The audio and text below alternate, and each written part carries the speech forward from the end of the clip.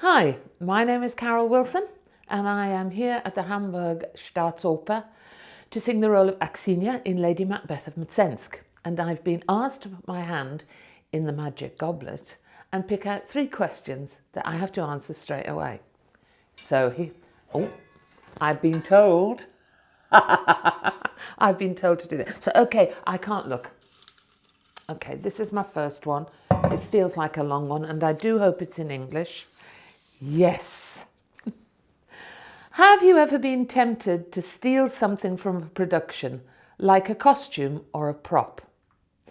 My first answer is, no, how dare you? I would never do such a thing. The reality of the situation is yes. In my very first production of Pikovaya Dharma, and I wanted to do it for years, and I had a walking stick with a silver handle, and it walked. I'm afraid it's in my office now, and it's in the area of me now having to use it really, but it's the most beautiful thing. It's black and it's got a silver top and it's such a good memory. So yes, I did. I'm ashamed, but that's okay. Okay, and now we're into the next. Right, excuse me. Okay. What is the one role you are dying to sing that you will never, ever sing? And this has been asked by Jennifer Holloway. Yes, I have the role of my dreams, and we do know it's not going to happen. But I would love to sing Violetta in La Traviata. And the reason is because in the first act, you are a coloratura. In the second act, you're much more of a lyric soprano. And in the third act, it's much more dramatic. So from a vocal point of view, I'm a mezzo, although I do have soprano envy. But, you know, I'd love to do it. She's such a fabulous person. And I really, really would like to have a go at what we could do with it.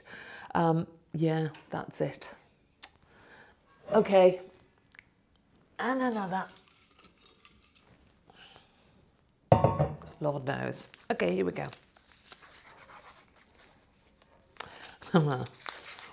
What's that one problem that opera singers have that no one ever talks about?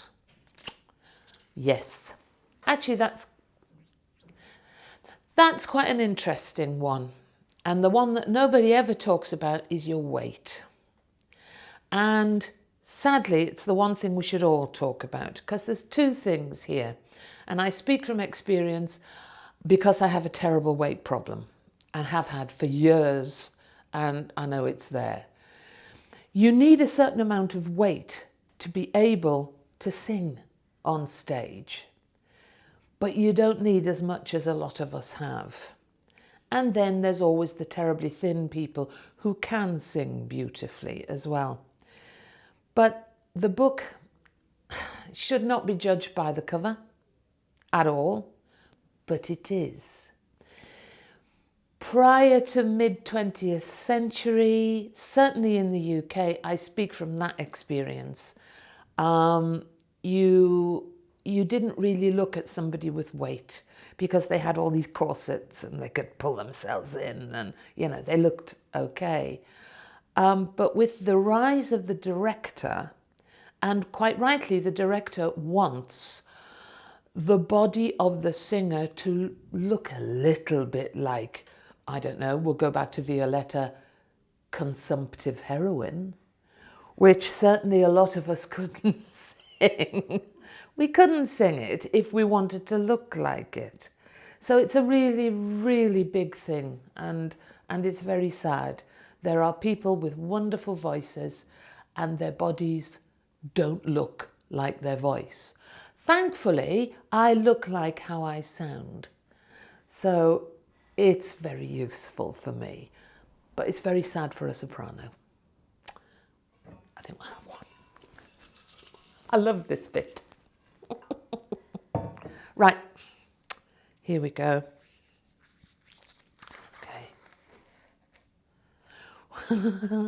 Which non-operatic artist do you admire the most and why?